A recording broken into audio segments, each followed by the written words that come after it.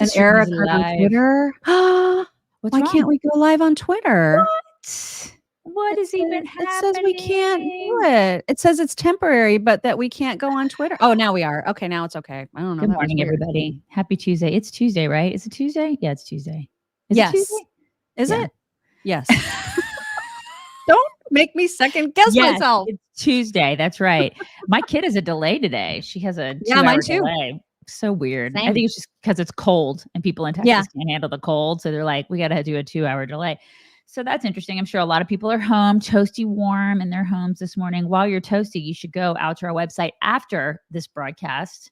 Go to our website at chicksontheright.com. You can scroll down to our happy little bobble heads and then click to subscribe to our newsletter. You should do that because our newsletter is pretty awesome. It'll deliver some goodness to you on a regular basis. So do that. Subscribe to our newsletter. Yes. Mm-hmm. Good morning. You guys like my name today? My husband came up with it. It's pretty cute, Mock. It's pretty original. Tell Ron that was awesome. Muckuses. Mm-hmm. Kill me. Thank you to the insiders and supporters who responded with lots and lots of questions about my son in advance of our recording our deep dive this week that will come out on Saturday. Lots and lots of good questions, many of which were repeats. And so it's helped me understand kind of like what people are interested in. And so we'll be dishing all of that when we record, and that'll be available on Saturday. So make sure to tune in to that. Before we get to all of the caucus hullabaloo, a few other just housekeeping types of things to mention. And those include the fact that Lloyd Austin is out of the hospital. Okay. So, all right. That's a thing. That's great. Because we are a nation that continues to want to reward horrible people and horrible behavior, there are now apparently all kinds of publishers and producers, film producers, scrambling, competing with one another to get dibs on the Claudine Gay story. Okay, so they're gonna rewrite history again. They're gonna say that she was some phenom when in reality she was a plagiarizer, but Correct. They're gonna rewrite the story to be something that it wasn't. She's gonna look like a victim, like a martyr. Oh my God. Everything is so racy, and it's gonna be nauseating. We're rewarding bad behavior. It's like cash me outside. How about that? That's what we're doing. Exactly. That's what we're doing. That's fantastic. It's what we always do. And she's going to make a gajillion more dollars. Oh, she's going to get advances and payouts and so much cash. And it's disgusting. Why do we do this? It's just our culture, man. Yeah. America. And then also one more thing before we get to the caucuses, and that is that Rice University has introduced an Afro chemistry class. And if you would like to know the description, oh my gosh, here we go. They say they plan to explore the intersection of racial justice and chemistry. What does that even mean? I don't even understand. It means nothing. It means nothing. Rice is down the road here in Houston. It's it's a good. I mean, I thought it was a really good school. So it's one of those schools that are like, we have a 9% acceptance rate, and it's kind of Ivy-ish, you know what I mean? But then again, all these schools that are supposedly really good are really whack these days. Yeah, super whack. Just don't send your kids there, you guys. I mean, what is that? I don't know. Afro chemistry. And there's going to be like all kinds of people that think I need to study that. Right. Like this made up thing. I'm going to study it. Exactly. Mm-hmm. Okay. Before we get to caucuses, one more thing. And that is we have an insider right here in our audience, okay, our own Mindy Owens, who owns a full CPA firm, Debits N Credits. She is part of our American Business Spotlight, and very, very excited to have a full accounting firm as one of our American Business Spotlight sponsors, because there's nothing that makes us feel better than when our audience is able to support our audience. And that's a really cool thing. It's one of our favorite things about our community is being able to help each other succeed. And so when we say that she is a full service CPA firm, that includes, of course, tax filing. So if you want help with your tax filing this year, please consider using the services of one of your people, one of your community people right here in this community. And so she established her business in 2007. She actually has an office in Indiana, one in Texas. She has grown like gangbusters because people trust her and they love the service that she offers. She goes to the ends of the earth for her clients. And even like if you're the kind of person who's super anal and wants to understand tax forms, which you do, okay? Who are you? Yeah.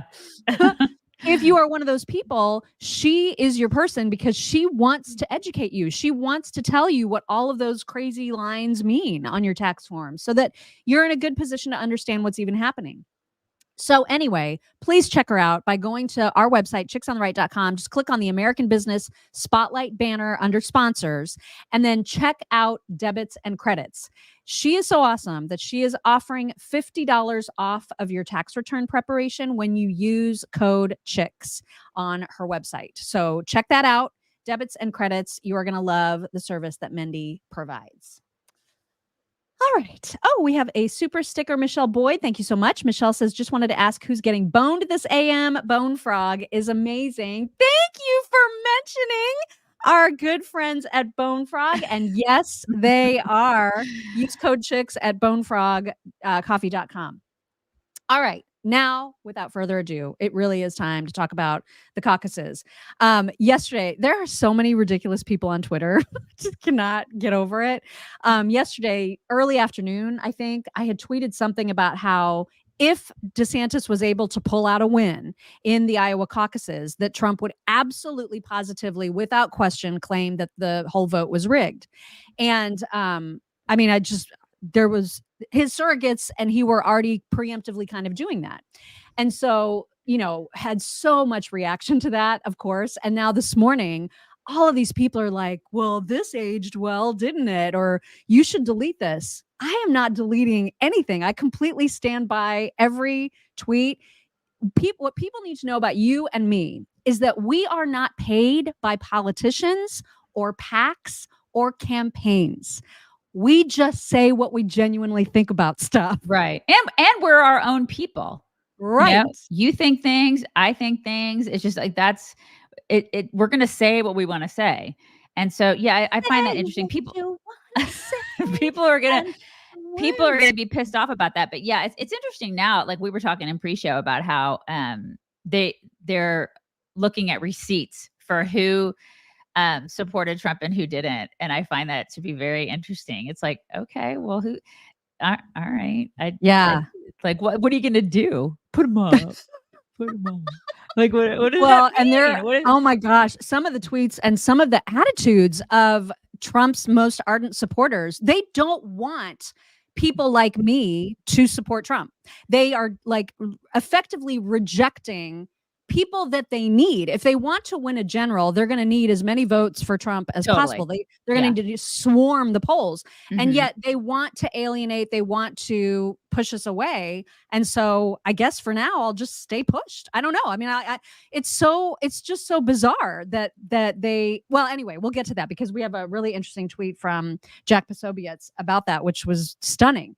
But yeah, there's a lot of people apparently, allegedly, according to Jack and others, he's saying that there's a whole bunch of DeSantis influencers or Haley influencers or Vivek influencers who are fast and furiously deleting all of their tweets of support for their chosen candidates. And I'm like, I'm not deleting anything. Like I would never do that because what's the point? I'm not going to pretend that I haven't been a DeSantis supporter. What's the point of why would I do that? Like, that makes no sense. So we've never seen that in the past. Yeah, we've never seen that. Yeah, and we've said from the get-go that if Trump is the guy, which it's very much looking like he will be, then he'll be the guy and we're going to support him. Like, I don't. Wow. I mean, I'm looking forward to getting back on the train. They have really good steak and cocktails on the Trump train.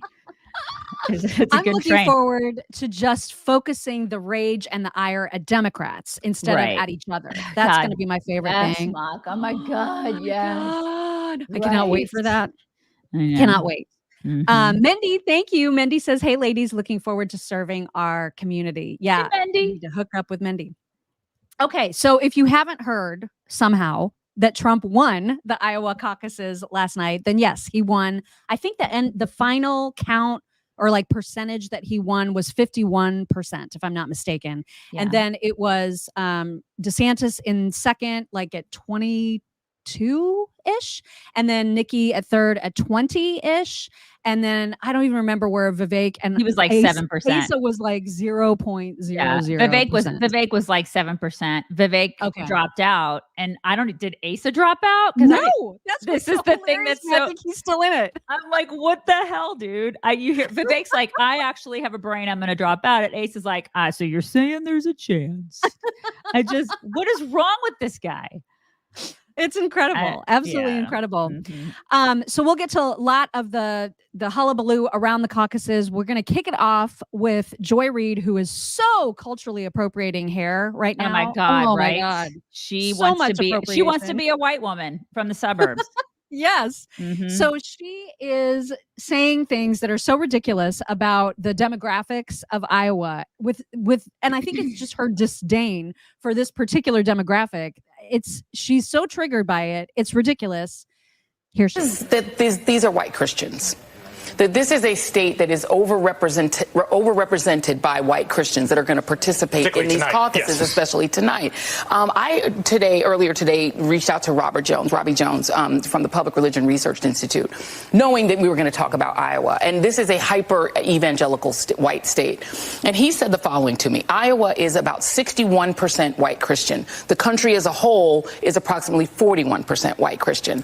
And in Iowa, we're talking about evangelical white Christians. And he said the following.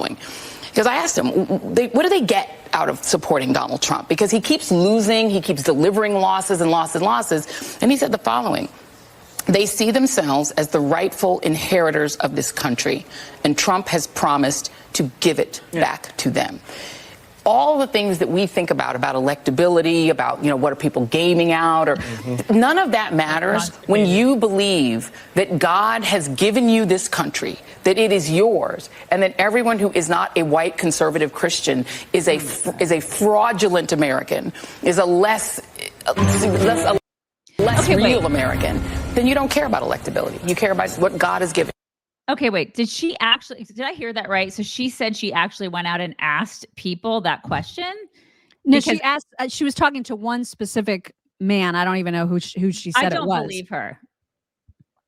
That the man asked people that? I don't believe that somebody actually said that to her. I don't believe that somebody said, I am a white Christian, and so I believe that I am like the one who deserves all the good things and that everybody else doesn't. Because white Christians actually, they don't believe that. And they wouldn't say it because they don't believe that. She's full of crap. I don't believe her.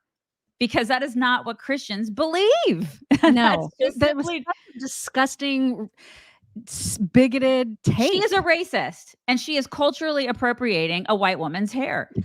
And so why? And not even a real white woman. Like, it's like a mannequin white woman. Like, what even is that color? That does not occur in the world. It's platinum. It's a Golden Girl's hair is what I don't even know what she's doing there, but she needs to be called out. Oh my God. She's just awful. Yeah. But that was probably the best way to kick this off, is to just start to show you how horrible the media is. Awful. I stayed up way past my bedtime last night in an absolute rage for how early the race was called. And it was, especially because votes hadn't taken place. I mean, the doors were barely shut at some of these caucus locations. And it makes me crazy. That's exactly what happened in the last presidential election. It was Arizona, I think, that called it way, way, way too early.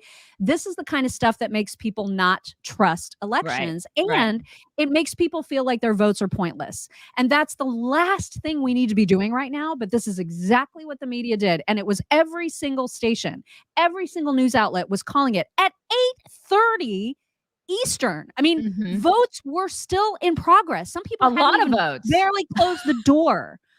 Oh my gosh. I was so mad. I was so mad about it. And even though it turns out that the polls leading up to the caucus seemed to be right, obviously, because they showed Trump led by a lot. He won by 20 some points, 25 points.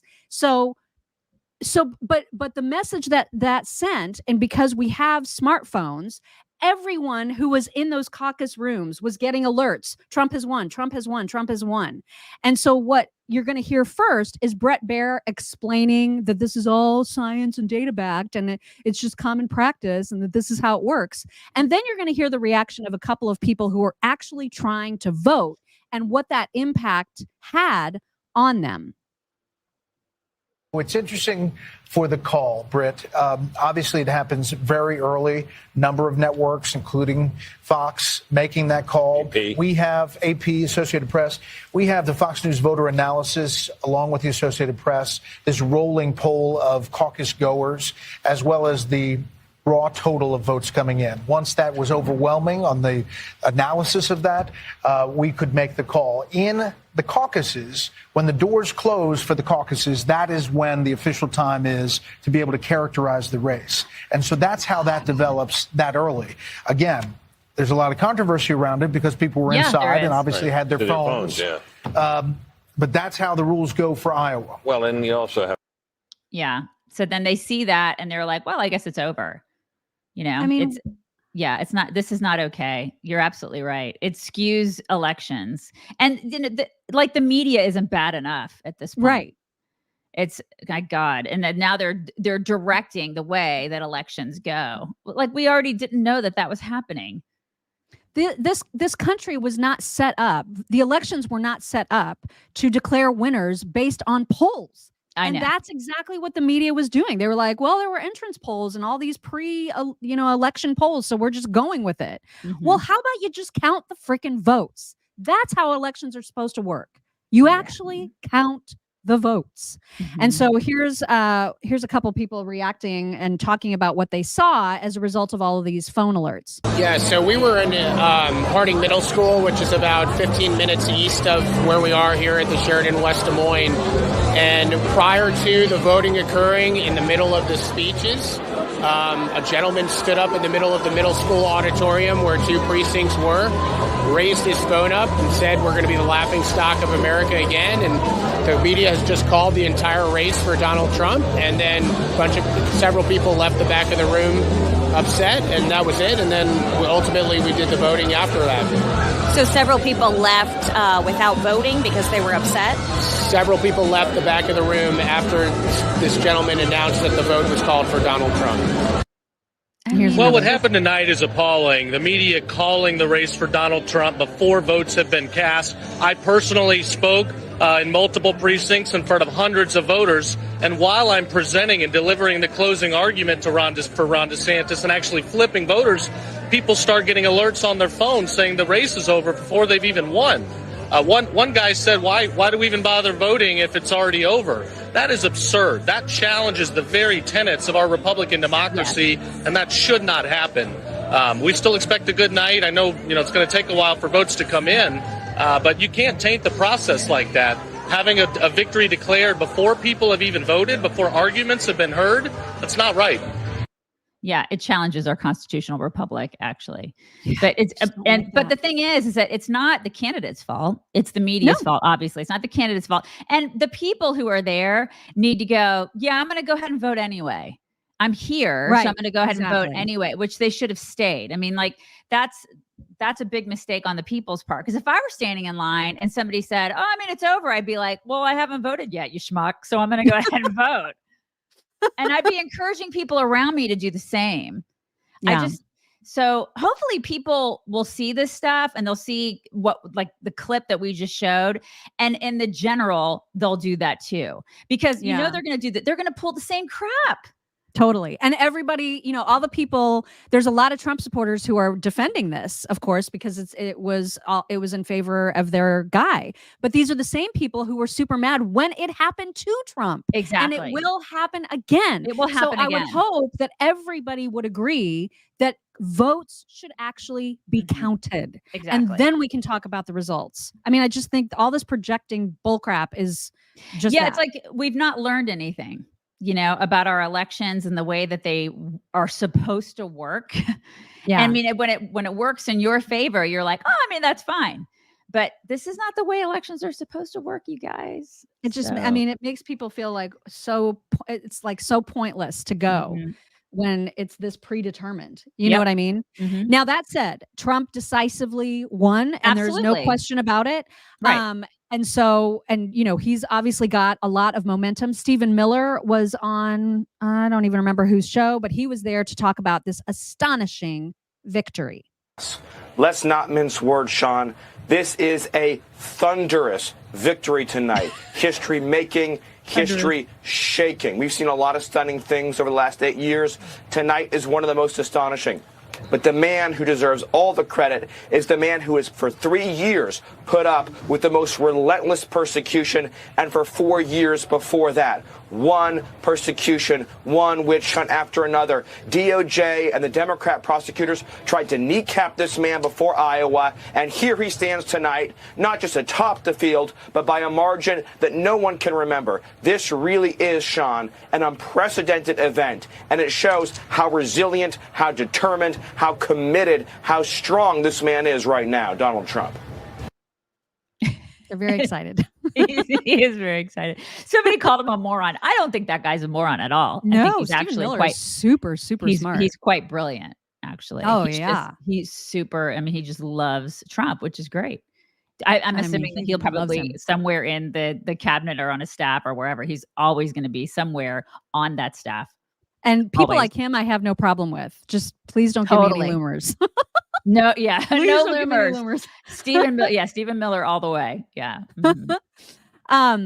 Okay, so Trump gave a speech after he won, and MSNBC, of course, all the stations were like talking about everything in real time. But when Trump went to make his speech, Rachel Maddow and the Hags, the rest of those idiots at MSNBC, decided to not carry it, despite the fact that this is like news and legitimate history in the making. They decided not to carry it because they don't want to not tell the truth. You guys, every single one of these people need to be punched in the face. Not that we condone violence on this. Let me just interject. I'm sorry. I just have to do a little bit of business just for a second.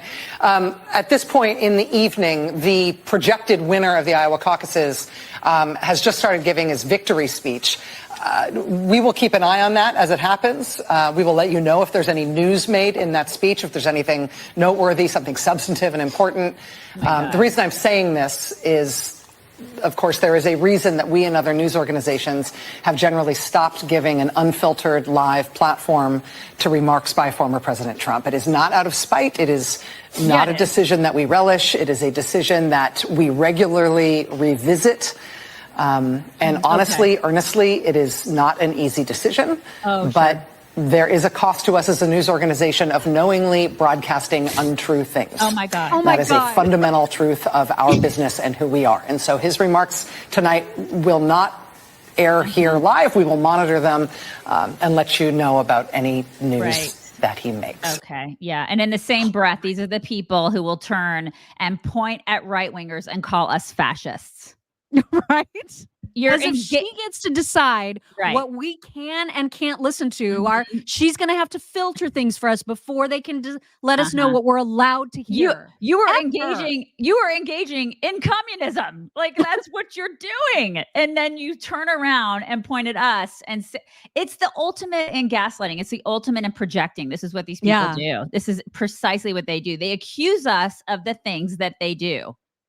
MSNBC. God, I mean, just unbelievable. And there's another example of that, sort of, not quite as egregious, but almost as egregious, from Jake Tapper that we'll have in just a bit. But first, we need to get some reaction of the other contenders. Nikki Haley, very, very happy with her third place. And she believes that this placement in third place in Iowa makes this a two-man race. When you look at how we're doing in New Hampshire, in South Carolina, and beyond,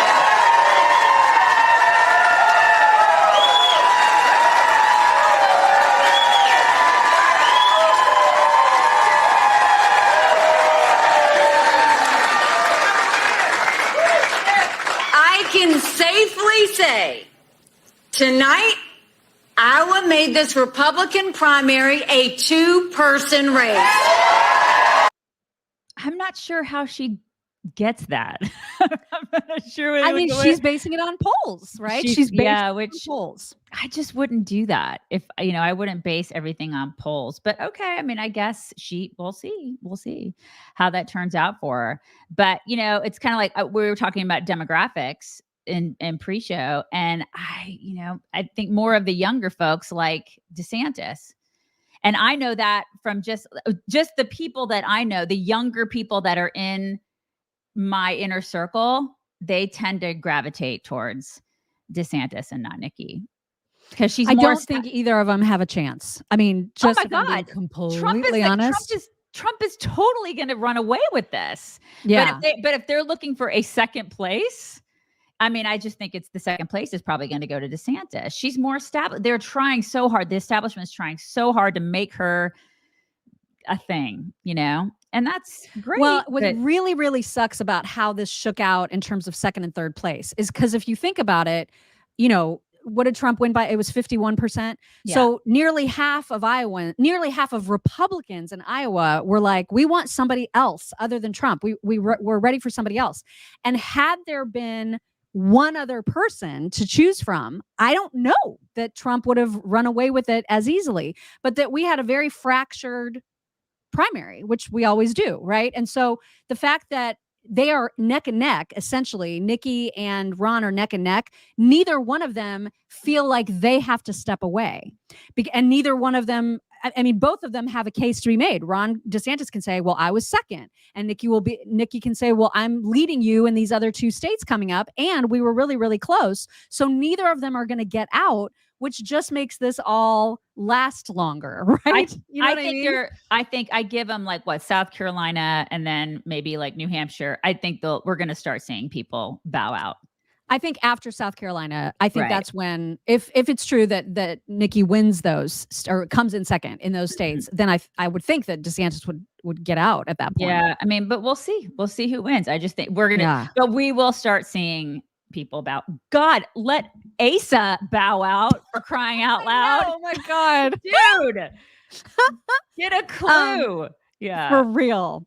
Nikki also was asked whether she would support Trump as the nominee, and here is what she said. But you support that view if it isn't you, it doesn't work out, and it's Donald Trump, that they're going to go elsewhere? I mean, look, I would take Donald Trump over Joe Biden any day of the week, but I'm going to make sure we don't have that option. Everything we've done to get to this point. I mean, keep in mind, people have been saying things for months. Back when there were 14 in the race and we were 2%. Now we are solid second in Iowa, second in New Hampshire, second in South Carolina. We got one more fella to catch up to, and we're going to get it done. I mean, is she She was third in Iowa. I was going to say she's a solid second in Iowa. I mean, that's really. I think she said that before the final result was in, but they were very, very close. All right, I was going to say because she was not a solid second in Iowa. Okay. Yeah. So that's where Nikki's head is right now. Okay. Before we get to DeSantis's reaction, Joy Reid, once again, with her culturally appropriating hair, she's convinced that Republicans would never, ever vote for Nikki or Vivek, for example, because of their brown skin. She genuinely believes this. Mm-hmm. Here is more Joy Reid psychosis. New Hampshire, and I think to the point that you made, Steph, I mean, it's the elephant in the room. She's still a brown lady Oh my God. That's got to try to win in a party that is deeply anti-immigrant and which accepts the notion that you can say immigrants are poisoning the blood of our country. She's getting, birthered by Donald Trump. And I don't care how much the donor class likes her, which will ramp up a lot the better she does in New Hampshire. So it's still a challenge. I don't see how she becomes the nominee of that party with Donald Trump still around. I can't picture it happening. Maybe it could happen. Ron DeSantis' only argument for staying in it is he's the white guy, that he can still make the appeal to white evangelists. While we have, they're the party of white guys. It's disgusting. They are the party of white dudes. Kamala was the DEI hire. And then all the other dudes, they have the Bernie Sanders and the Joe Bidens and the Gavin Newsom. It's like they're all white dudes. So you can't, we are the actual party of diversity. If you look at our field and our bench, we're actually the part. So she's delusional, first of all. Second of all, it must be exhausting to just focus on race all the time.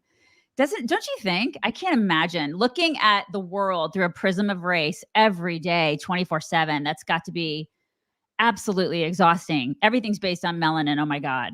What a horrible life. Yeah.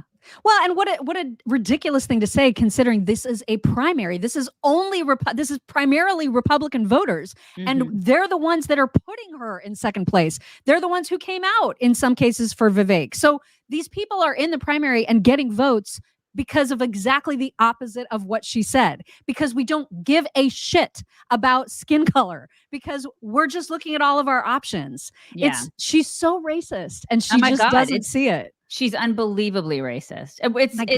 She's dripping in racism. God. It oozes out of every pore. It really does. Yeah, especially the white hair. Oh my God. Yeah. Oh my God. DeSantis, not dissuaded by last night's result. Here he is to his crowd at the end of the vote.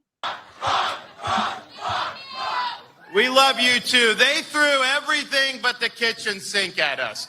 They spent almost $50 million attacking us. No one's faced that much all the way just through Iowa.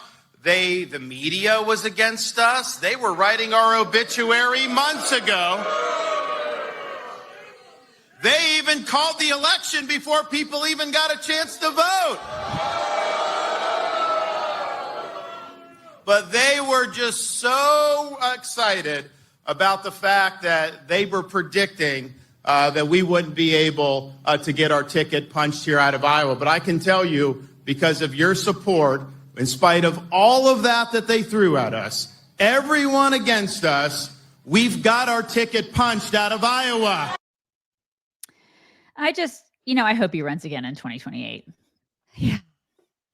They're punching tickets, though. He's not stopping. I really do. I hope he runs again. I mean, he's been a phenomenal conservative leader. Yeah, he has delivered on every last promise he's made. You cannot argue that he's an incredible governor, and he has done everything that he said he's going to do. I mean, he's a great governor, and people that argue that, I have no time for. You can love Trump all you want, but he's done a fantastic job. And even, listen, Trump has a house there. His kids have houses there. So they're all there. Right. So, I mean, it's a great state. He's done a great job. So I hope he runs again in 2028.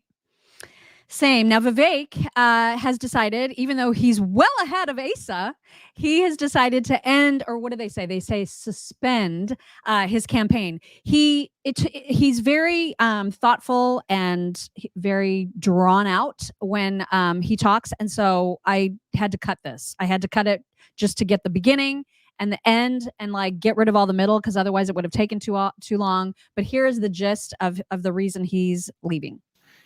And so I will stick to the truth tonight. The first hard truth, and this one's hard for me. I got to admit this. But we've looked at it every which way, and I think it is true that we did not achieve the surprise that we wanted to deliver tonight. And I think that that's just a hard fact that we're going to have to accept as a campaign. And the question then is, what do we do that is right for our country? As of this moment, we are going to suspend this presidential campaign. And this is going to have to be, there's no path for me to be the next president absent things that we don't want to see happen in this country. And I'm also making the decision that this has to be an America First candidate in that White House. As I've said since the beginning, there are 2 America First candidates in this race. And earlier tonight, I called Donald Trump to tell him that I congratulated him on his victory. And now going forward, he will have my full endorsement for the presidency. And I think we're going to do the right thing for this country. Well, that's cool. I mean, there you go. There you go. And I hope he runs again. I hope he runs again too. Yeah, he's going to be at a rally. I think he's going to start campaigning with Trump actually, and so there may be a rally even in New Hampshire, perhaps. Okay. So he doesn't. So Trump doesn't hate him anymore. No, and we've got way more about Trump turning around on a lot of things when it comes to that coming up. But one thing to note, and of course we all know how bad the weather was. Like people have been talking about that for several days. There was a 41% drop in turnout compared to 2016. So I don't know what that says. I don't know if that means Republicans are feeling disheartened. I don't know what it means, but it's significant. That's a very significant drop from the amount of turnout that we had before. That was indicative too of like 2022. You know, we saw that in 2022. The turnout has just been terrible. People will talk a big talk, but you know, even as a precinct chair here in Texas, people don't walk the walk. I mean, Republicans will be like, "Oh yeah, I believe I'm this," and then when it comes time to get out there and actually freaking vote, they don't vote. Yeah, it's so frustrating. I don't know what to say about that other than the fact that we've got to make it work this year. We've got to get out. You got to grab friends. We constantly tell people that they got to get out there. But, you know, I thought for sure, in Iowa, these people are hardy. They can get out. It's like the weather's not going to matter. I mean, that's what but I know. And people say, but the weather, but still, I mean, you make a way, you find a way, you figure it out. Our country is at stake here. You got to get the right person in there. You got to vote. And then and this year for the general, we got to make sure no matter come hell or high water, you get your butt out there and you vote. Right. Period. Yeah. Here's an interesting little bit about the demographics of this race. So it definitely was decided by age groups. And what was interesting is that DeSantis ran away with the Gen Zers. So the 17 to 29-year-olds, he got 35% compared to Trump at 21%. And the older people are, the more likely they were to vote to support Trump in the primary. So it's just an interesting little snapshot. And of course, right there in the middle is Asa doing God knows what. What the hell? I mean, but that's where DeSantis needs to take note of that. And then I'm sure he'll run again in 2028. Right. I mean, look at that. If I were his team, I'd be like, do you see this?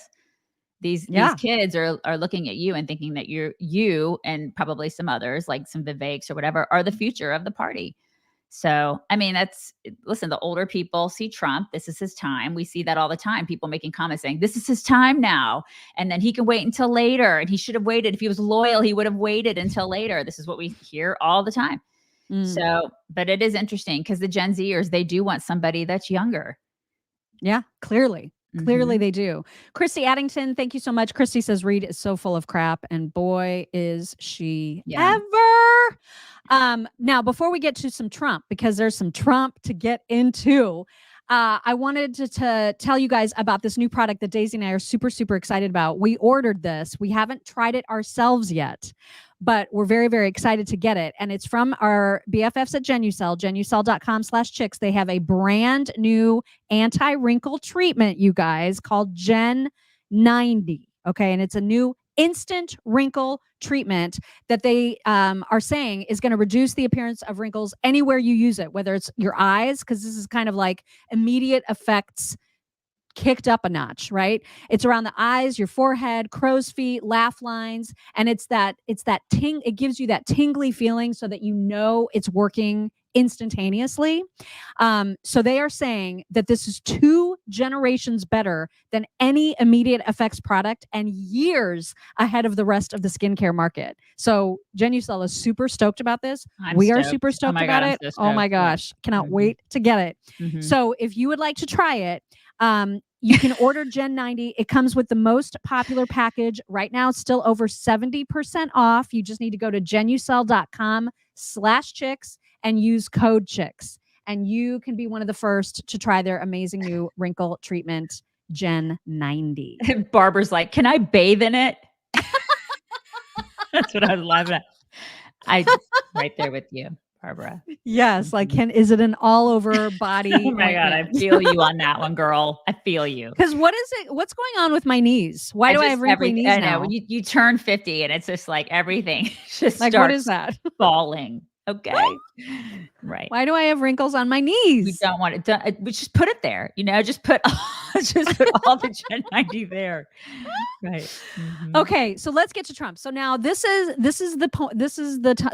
what happens when Trump is in a good position where he's not threatened by anyone. He's feeling good. He's just had a big victory, and so now he becomes nice Trump. And this is when I start to fall in love with him again. She's getting on the train, you guys. The steak and the champagne. It looks good. Yeah.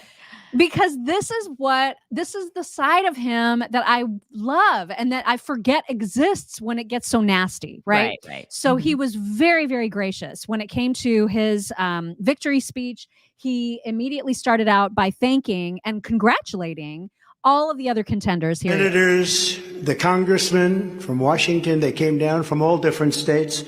I want to thank you very much. I want to congratulate Ron and Nikki for having a good time together. We're all having a good time together. And I think they both actually did very well. I really do. I think they both did very well. We don't even know what the outcome of second place is. And I see Carrie Lake. Congratulations, Carrie. Very good.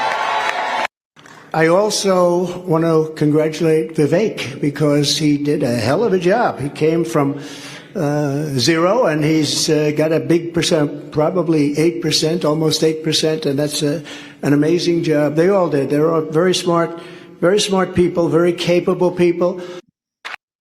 He has a point with Vivek. That guy deserves like a lot of applause. Because he did. He was sort of the, listen, Trump, everybody knew who Trump was when Trump ran. Nobody knew Vivek. Right. Nobody. And so when he ran for president, we were like, who is this guy? He's just a businessman, whatever. He did a tremendous job running and that campaign and like going on the campaign trail, talking to everybody, taking all the interviews. He interviewed with us, for crying out loud. It's like he talked to everybody and did everything. And, bravo to him. He wasn't, I wouldn't say that he was like my pick. I didn't really have a pick at first, but I look at him and I think he is what it's all about, for a businessman to get out there and run. And obviously he had a lot of money, so he could do it, but good for him that he did as well as he did. And, hopefully he'll continue to be politically involved in the future because he's awesome. I like the stuff he's going to be. He's going to be such a huge asset to Trump. Trump is going to do, I think his endorsement is really great. The more appearances he does with him is going to help. He's he appeals to that Gen Z, that younger vote. Right. And so the people who might be disillusioned with Trump and all those Gen Zers who did go out for DeSantis, hopefully that helps persuade them. The fact of the matter is they need us. People may be all like, Mock sucks because she wasn't on the Trump train from the get-go. And so, screw her and screw her vote. I think that's a terrible mistake. Like, I think you want as many people coming out to support Trump now as possible. And rejecting anybody because of who they supported in the primary is a dumbass move, especially when the race between Trump and Biden, God willing, it's Biden. We have to hope and pray that it is Biden because that's the only way that we can win this thing. We do. They need us. Y'all need us. And so why would you want to? Well, this goes back to our discussions that we've had. Many our party not being able to rally. Yeah. And we have to be able to rally all the time. And now it's time to rally. I'm a very good rallier. Totally. When you start to see the writing on the wall and you're like, okay, well, the guy's going to be Trump. I can get back on the. You're frozen. Come back. Is she frozen for everybody? Is it just me? She is 100% frozen. Come back. Is it just me? Am I frozen? Can you guys still see me?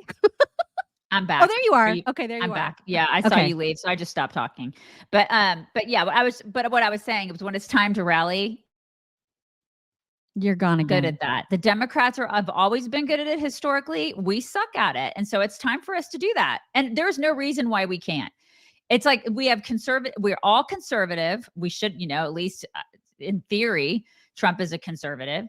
And so, and he's obviously better than Biden, for crying out loud. This country is like careening off a cliff. He can at least save us from the brink of disaster at this point. So why wouldn't we rally behind that?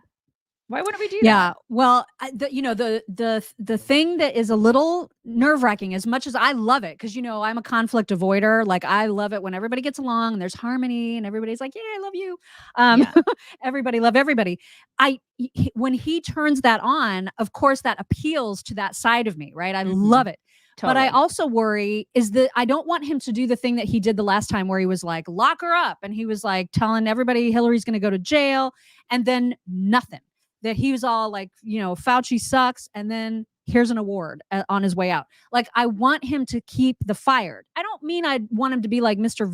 Vengeful Pants, but I do want him to not turn it down too low when it comes to fighting Democrats. You know what I mean? Like, he's got to turn it on just as high for Democrats as he did on his own side. I think he will this time, Mock, because he's been burned so much. They've made his life a living hell.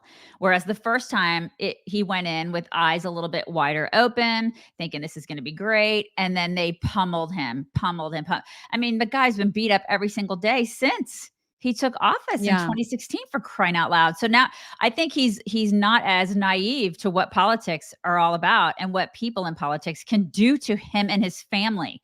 He's going to be a little bit more of a fighter this time, I think. And he was a fighter the first time. He was even like toning it down a little bit against Biden. I mean, he does call him the worst president ever, but like, listen to the tone here. So I don't want to be overly rough on the president, but I have to say that he is the worst president that we've had in the history of our country. Yeah. He's destroying our country.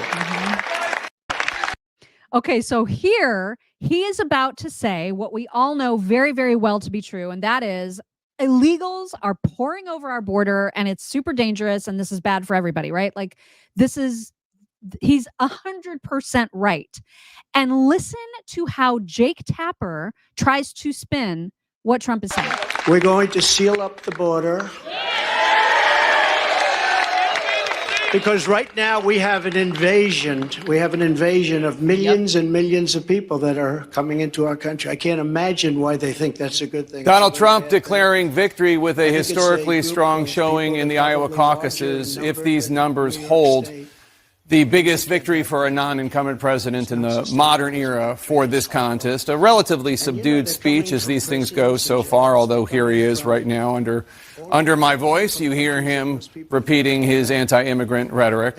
Oh, my God. These people they're such idiots, I swear. They're going to spin it however they want to spin it. So anti-immigrant, no. Anti-illegal immigrant, yes. We're anti-lawbreakers is what we are. And so every time you get a chance to correct these asshats on that narrative, correct them. We're against lawbreakers is what we're against. God, what a piece of crap. But see, listen, this is the thing. They're for it. They love the lawbreakers. Democrats love it when people are breaking the law. They're all about it. God, what an absolute piece of crap he is. I know. God, it's just awful.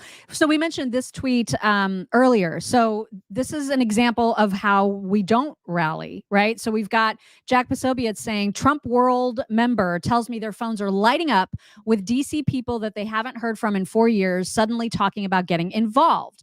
And they're getting responded to with copies of the snake poem. So these Trump folks are outright rejecting people who were not already on the train, because they're like, if you weren't on the train from the get-go, screw you, we don't want anything to do with you. However, and that is so stupid. Okay, it may be stupid like on the surface, but I think these are people in DC that want to work for him and that we're working for somebody else. And these are like, think about it, these are the people, probably they're not like you and me, Mock. I don't know, because that's not what Laura Loomer says. Laura Loomer says if you were influencing in any way or talking, about another candidate as your choice, she's keeping receipts. She's never letting you anywhere near the Trump campaign. Well, that's how these people are. These are DC people who probably want to be put on the payroll or want a position or something like that, which I got to tell you, like that, I would imagine he's probably been burned in the past. So looking at this and seeing DC people, I mean, we know how DC people are. They're in the swamp. They probably, a lot of them can't be trusted anyway. And so if they were working for somebody else or trying to get somebody else in office, I can see where Trump would be like, you've spent all this time dissing me and being for somebody else. So, I mean, can I trust you being like in my camp at this point? I get a little bit of this, where I probably would be the same way. It's like having a company and then having somebody work. Like if I was the CEO of Coke and like somebody was, working at Pepsi and they did that forever. And then all of a sudden Pepsi went under and they're like, well, I'm going to come work for, really? How you've been loyal to them for this many years. And now all of a sudden you want to work for me. Why? Because you are in so dire need of a job. You just want money. You just want the money. Well, yeah. I mean, if it's people that would somehow stand to want to work for the Trump administration or whatever, I guess I can see that. I'm just talking about the regulars. Yeah. I'm talking about just people who were not on the train, people like me whose vote Trump will need, especially because let's not forget, you guys, we still have RFK Jr. in the race. Yeah, we do. Could completely screw things up. If people push non-Trump primary voters away, and those people are so set on being anti-Trump, then they're going to stay anti-Trump and they're going to go with an RFK, or they're just going to sit this out. And we don't want that. We need every last person to rally. And so I don't know why you would want to push people away. Yeah, now, people that are just job hopping or whatever, that's like a whole, but I mean, how many of those are there? Well, you know what honestly, I mean? I think that's who these people, I think that's who he's referring to in this tweet. Hope so. Now, as I look at this, I really think that's what it is, because I see DC people that he hasn't heard from in 4 years. Those are the people who are like, oh shit, he's going to be the candidate.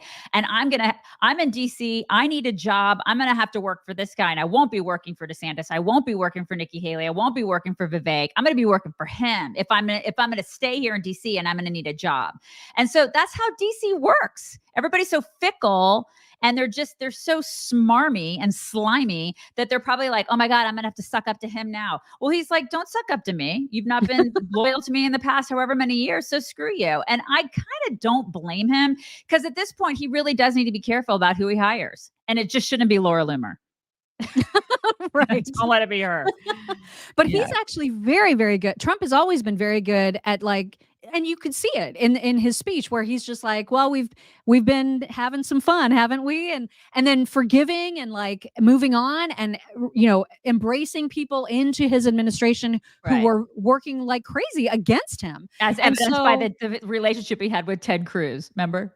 Yes. Oh my God. A perfect example. Perfect example. I mean, he trashed Ted Cruz and his wife, and yet now they're totally chummy. So Trump definitely has a way of forgiving and forgetting and moving on. And I would hope that people who are his surrogates, when it comes to not DC people, but just regular voters, that they're going to want to embrace as many people as possible. And that's the only way that we can win. I mean, it really is. Agreed. And so Tomi Lahren is another person who has been on the DeSantis, in the DeSantis camp very, very solidly from the get-go. And she was asked about rallying. And go. Let's get your take, Tomi Lahren.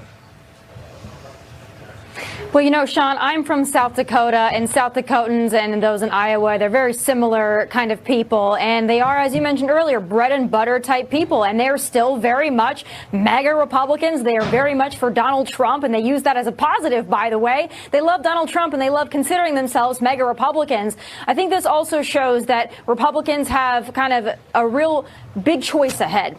Do we all galvanize around Donald Trump now, or do we wait a month or a few weeks? And I think, even as someone who is a big supporter of Ron DeSantis, I think that tonight, with this decisive victory for Donald Trump, I think it is time for Republicans to galvanize behind Donald Trump. I do believe he's going to be our nominee, so it's time to set our sights on the general, and let's get to work. Yeah, I tend to agree with her. I mean, as much as I love me some DeSantis, some Governor DeSantis, I mean, it's probably it's time. like it's time. And listen, I mean, I've had one foot on the train, one foot off, just like hanging off. But the train's good, you guys. I mean, there's good stuff on the train, you know. Oh my gosh. All right, let's move on to some other things, because Kamala Harris is a stark reminder of exactly why we need new leadership in the White House. But God willing, again, please let Joe Biden be the nominee. Please, yes, please, everybody please. Pray for that. Everybody pray that it's Biden. Wish him the best of health. Wish him he's got to hang on until November. He's got to stay alive. Please stay alive. Please stay alive. Oh my God, we need it more than ever before. We need it more than anything. Yes. Because Kamala is a complete moron. And we've got 3 clips that just prove exactly that. So she went and visited the University of South Carolina basketball team, and the faces, you'll see their faces in the background. She's, of course, putting on her kindergarten voice for them and saying, oh my God, people just love you. And oh my gosh. And so she sounds like an absolute idiot. And they're looking at her like, you sound like an absolute idiot. And so here's what she says about how they inspire their crowd. People are in these stands watching you, be they parents or students or kids. You're lifting them up. When people are out here saying, oh, or they're saying, yay, or they're saying all of the things that they say in response to the game, you're lifting them up with a sense of joy about being a part of a community. And we need that. They hate her. Oh my God. I cannot. They were just like, would you shut up, you weirdo? There's more, right? We have more. We have more examples. More. Okay. Here's a moment where Kamala is trying to math and talk about how old Gen Zers are and how old that makes her feel. And she's just so weird and cringe. I see our college students up there. Oh my God. And let me just tell you, I love Gen Z. I don't know if some people, I love Gen Z.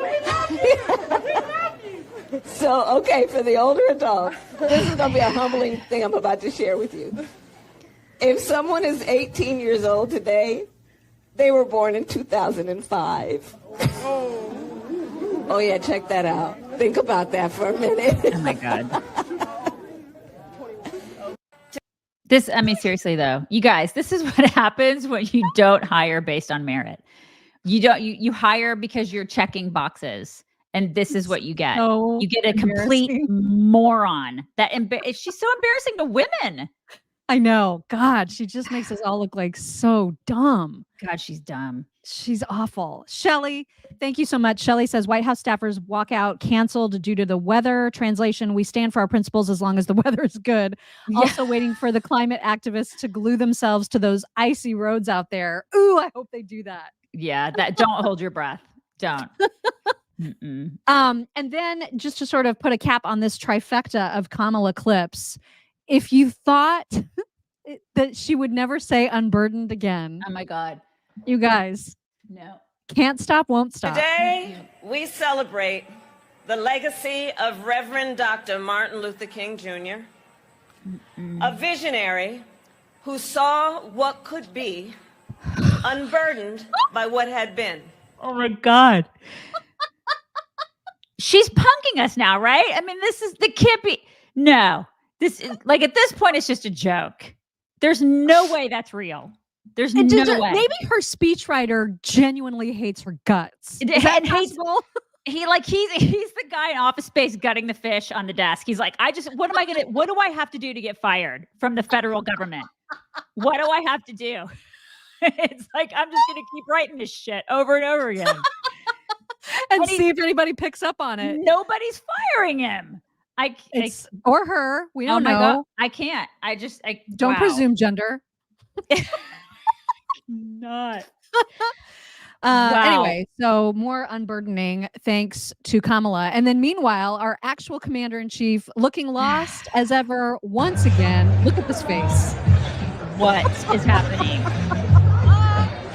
Look, I have apples. Apples?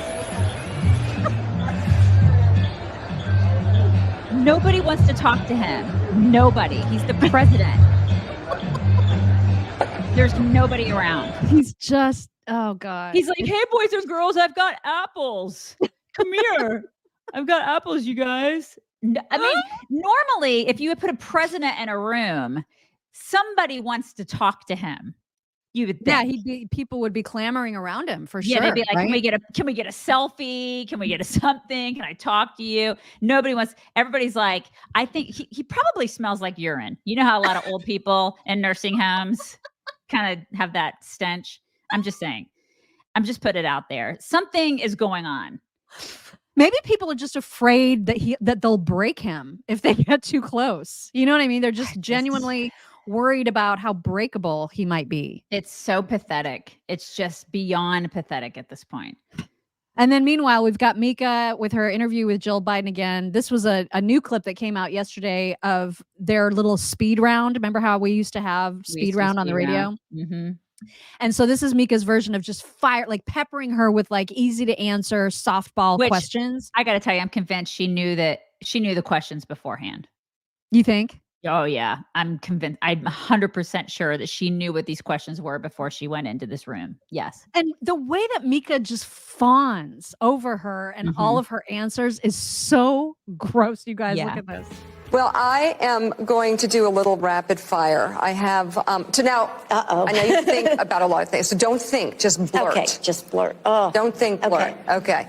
What's the one word that comes to mind when I say aging? Grace. Yeah. Campaigning. Tough. Okay. 50 over 50. Success. Fabulous. Your favorite emoji? Oh my gosh. The turquoise heart. The turquoise heart? Yeah. So random. I don't like have that turquoise one heart on my phone. What does that mean? It's like at the beach. It's calm. Oh, I like that. Like the color of the sea. Yeah. So do I type out turquoise heart? Okay. Comfort food. Oh, French fries. Yeah. Oh, yeah. Retirement. Whenever. Early bird or night owl? Early bird for sure. Okay.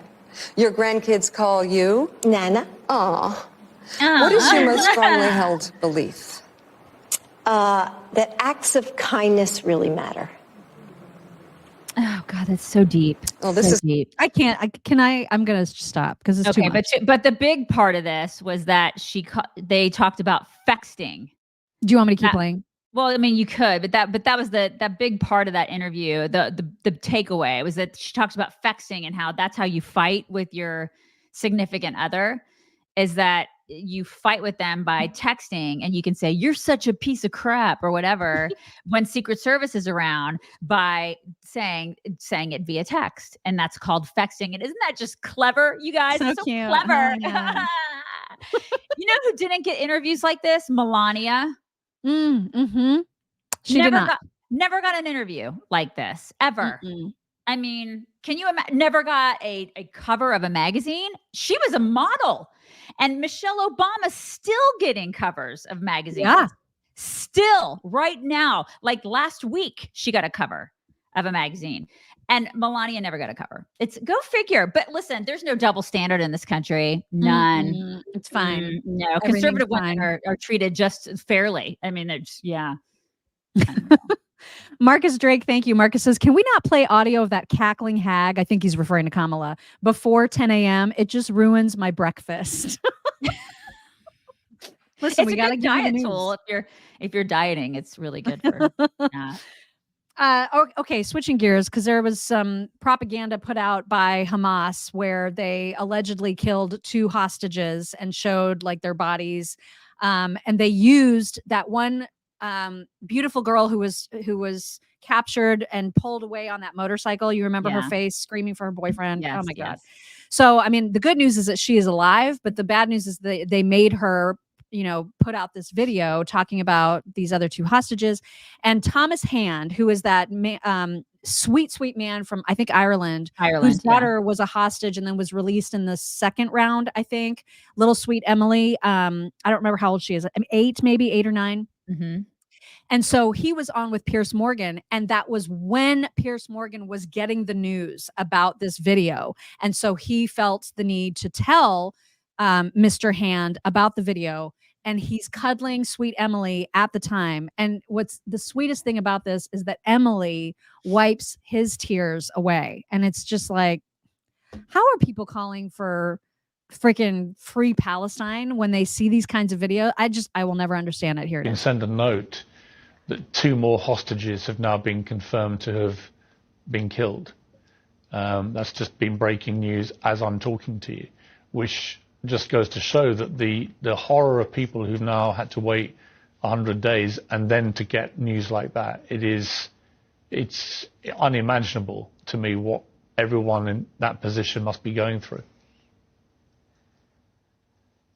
Yeah, it's an absolute nightmare.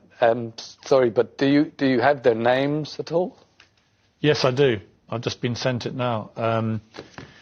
Hamas has released a video appearing to show bodies of 2 hostages, Yossi Sharabi and Itai Svetsky, who appeared alive in a video. They were in a video released by the group yesterday. In a new video, the 3rd hostage, Noah Argamani, says the pair were killed because of Israeli airstrikes. She was obviously speaking as a hostage. Hamas has produced no evidence for that claim. But this follows that video they released yesterday. So Noah is gone? It seems that Noah's alive and was making the video announcement that the other 2 had died at the hands of an Israeli airstrike. Right. Yeah. Ellie. No, it wasn't Ellie. It was Yossi. Yossi. Yes. Yossi Sharabi and Spirsky. Again, they were from Kibbutz Be'eri. And Spirsky was with Emily for the whole duration of her captivity. There was nothing wrong with him. So they've killed him. Okay. And of course, blaming the IDF. Why wouldn't you? Yeah. Well, thank God Noah is alive. And hopefully she will stay that way. So, yeah. Do you see how she clings to her papa? Oh my God. It's just so sad. Heartbreaking. And then there's these idiots, these pro-Hamas morons right here in our country that decided to protest a hospital, a cancer hospital yesterday. And they were making sure to say, there's kids up in those windows, make sure they hear us. Like, why? What is evil monsters are these people? Yeah, like, what is the purpose of that? I don't understand. Like, what is your end goal? What do you want to happen from that? Seriously, I'm asking a legit question. I don't know what's your end goal there? You lunatics. It's so vile. And the fact that so many of them are like 100% American people, like these are American Gen Zers who genuinely believe this psycho bullshit that they're spewing. There's one activist in particular whose name is Manolo de los Santos. I think he's in New York, and this is somebody that, like, when I hear the words come out of his face, I'm like, please get him out of the country. Like, this is not people that are American. This is like totally antithetical to being an American. He's actually openly saying, when we deliver the final blow to Israel. Like they're just openly calling for the death of an entire nation here in America. Not only that, but he actually calls himself a journalist. Oh my God. That's what he calls himself. We finally deal that final blow to Israel. When the state of Israel is finally destroyed and erased from history, that will be the single most important blow that we can give to global capital and to imperialism in our lifetime. Really? I bet he enjoys a lot of capitalism. God. I mean, it's so gross. It's so gross. Global capital. So he's against global capital. Like everything that he's wearing is a result of that.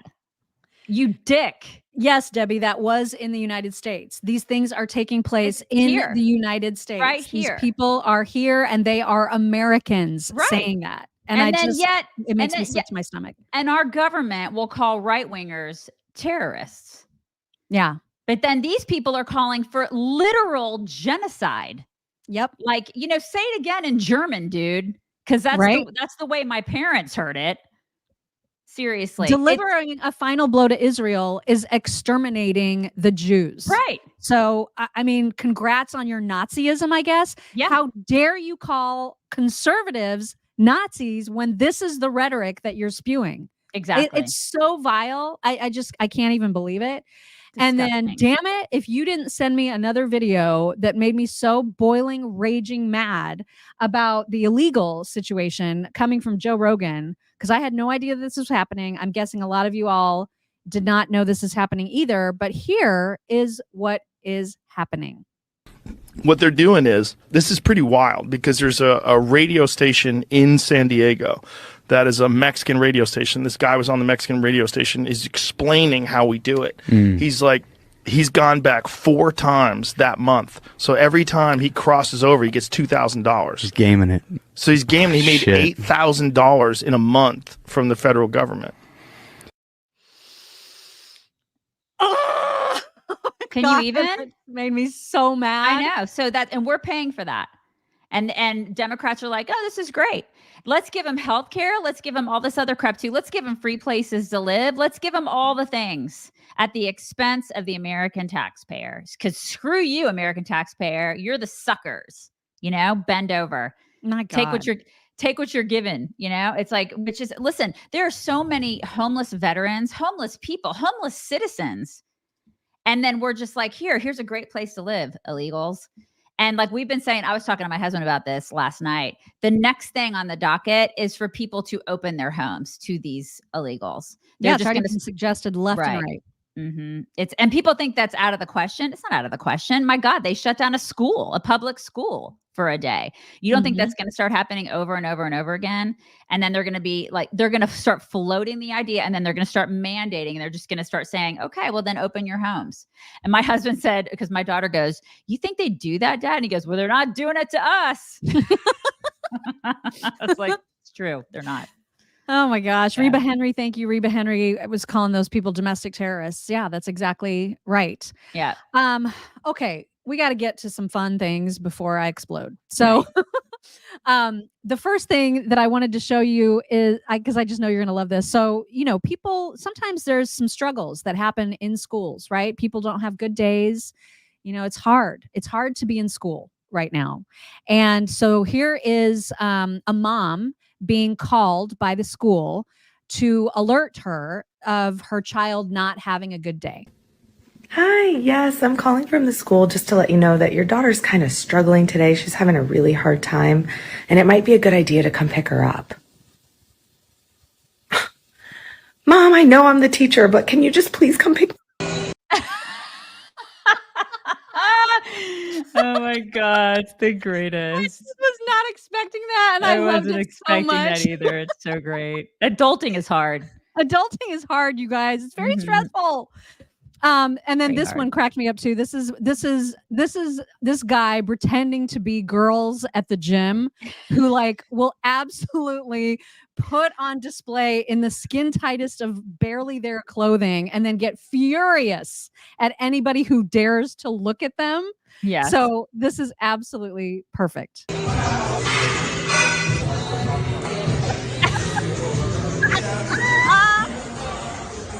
What are you looking at, creep?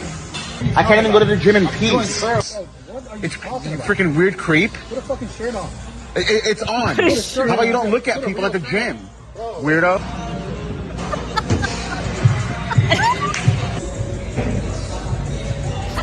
It's so true. Oh my god. No, you damn creep. I'm gonna call the manager.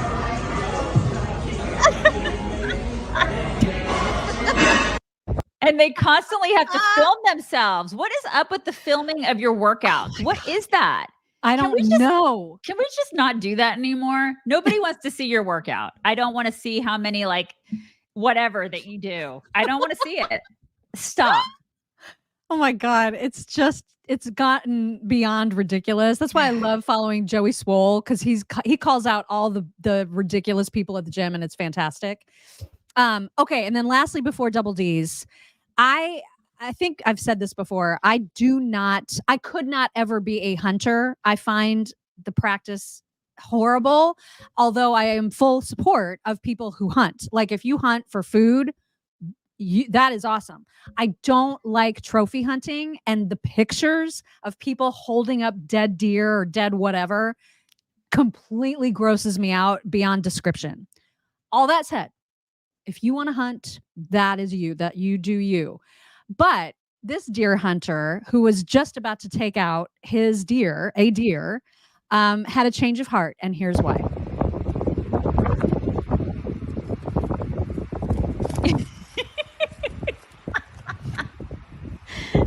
I mean, he's like, hey, I'm not afraid of you or your gun. Can we be friends? I'm not afraid of you. So he's like, well, I guess I'll pet you then. Well, I guess I'm not going to shoot you. I guess we're going to hang out. He's so. I mean, how can you do that? It's gonna be tough for him to shoot another one in the future, I'm sure.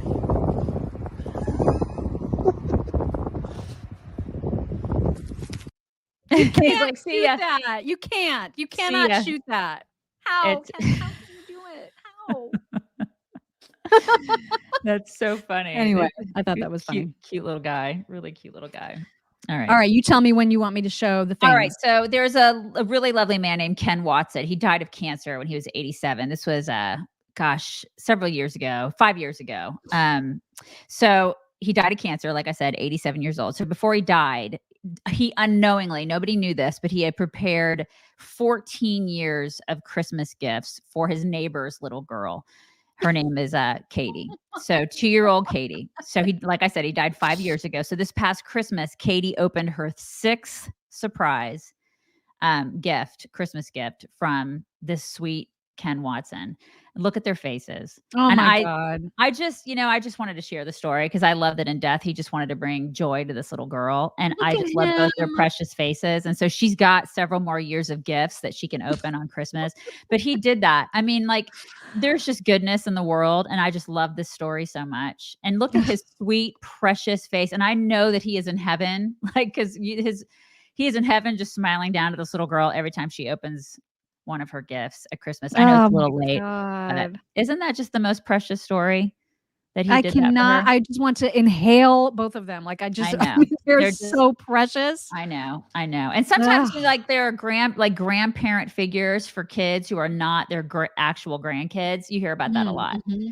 And he was one of those. And I just love that. So God bless Ken Watson and that sweet little girl, Katie. So I thought that was a sweet story I wanted to share with you. Love it. Love it. Love it. Love it. Reminder to everybody that mypillow.com/chicks, they are still holding their humongous bedding sale, which means literally everything for your bed is on sale, including mattresses, mattress pads, blankets, sheets, pillows, comforters, duvet covers, anything that goes on your bed is on massive sale right now. And by the way, Mike Lindell has been canceled from Fox News again, apparently because he cannot currently afford to pay his advertising expenses. So if you could just help support that company, knowing that you're going to get amazing products in the process, that would be fantastic. MyPillow.com/chicks. Using code chicks will absolutely get you those deepest, best discounts. All right, I've got some treats for you all today. First of all, you know I love the pranksters. There is a husband and wife team who they are so good at this. I don't know what the substance is that they're dumping on each other. It looks like white paint, but that would be really, really bad, I would think, to have in your house, right? Like for cleanup. And so I don't know exactly what it is, but they come up with these elaborate ways of doing this to each other, and they are both such good sports about it. And his laugh, it's the husband's laugh that absolutely cracks me up every time. Oh, what in the world?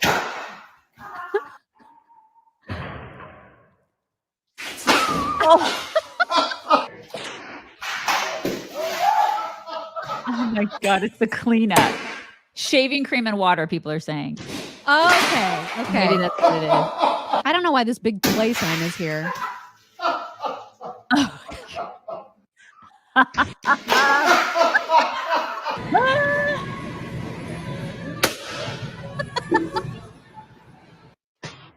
He's so happy about it. I love how he just like hides the pink.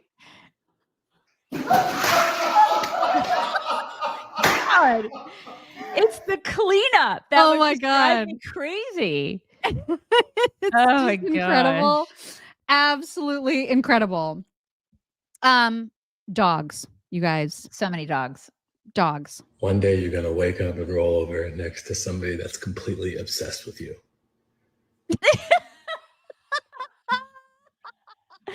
So great. How can you not have a dog? How? I don't know. Oh my God. I don't know. I mean, this morning I showered with two staring at me. How can you not live your life like that? I don't know. I will never get it either. I will never ever get it. So I remember one time my sister, when she had her dog Gus, which was like this white pit bull mix that she had forever and ever. Gus and Ella were like basically the same size. They looked super similar of their coloring, and they were pretty good friends. And there was one time that my sister bought those fake eyebrows to put on both of them. And so we have pictures of the dogs with their fake eyebrows. And so somebody did that with their baby and surprised the father coming home from work. Oh my God. And his reaction is just my favorite. Oh my God. Look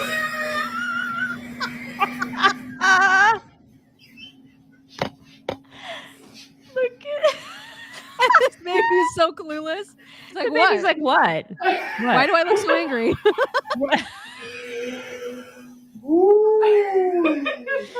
Oh my God, so great. Eyebrows. I love that so much. Eyebrows. There's really no reason to play this amazingly trained beagle puppy except for his ears. I mean, look at the Beagles ears. are so sweet. Oh my God. Look, they're like velveteen. I just want to grab them and stroke them. Oh, I want to love that puppy. I know. I mean, so good. He just knows to not eat that treat until he's given the command. So sweet. Oh, those ears. Oh, Oh what my a God. precious little boy. Oh, I just love that dog. This dog misbehaving and getting a voiceover thanks to Rockstar. So it is Wednesday morning at 7 o'clock in the morning. You are not supposed to be in the pool. You want to play ball? We're not playing ball. All right. We need to get out. Let's play Titanic then. You need to get out right now. You could be Rose. I'm going to be Jack. Come on. Let's go. God, I love him. I didn't say float away from me. You see my ball, Rose? I see your ball. Get it, Rose. But I'm not getting it. You got to get the ball, Rose. It's the heart of the ocean. It's time to get out. No, I'm going to get the heart of the ocean. It is Wednesday, not Saturday. What the day got to do with it? Come on. Come on, Rose. Let's go. Save me this time. You let me die last time. You can't just go in the pool whenever you want. I'm not in the pool. It's the ocean. We in the Titanic. Come on. I said get out now. Okay, Rose. Oh my God, I love him. You hear me talking to you. I can't hear you. My ears froze. Rose. Come on. My ears froze, Rose. Save me this time. Now I have to go to work. Let's go. I always love you, Rose. Duke. What? Now. Rose. Come on. I love you. Right now. Live your life, Rose. Live your life for me. That dog is everything. Oh my He's God. just not giving a crap. He's like, I'm gonna Not stay giving in a this crap. pool. All right, Rose. Okay. Anyway, those were your talks Those are for great talks. today. Mm-hmm. Do I need to get dogs? Do I need to Yeah. get them? Okay, this should be interesting. Hold on. There's going to be a mad rush of dogs into the room. We got good flaps though yesterday, so hoping for some more today. Oh no. Oh Uh-oh. no. Come here, little boy. Oh, okay. look little at Mr. Teddy little Mr. Moosh Theo. Moosh. Can you Look at him. He's like, I don't flap. Oh, he just did. He just flapped. Did you see? Theo? Oh no. Who did? Somebody ate one of our little My Pillow travel pillows.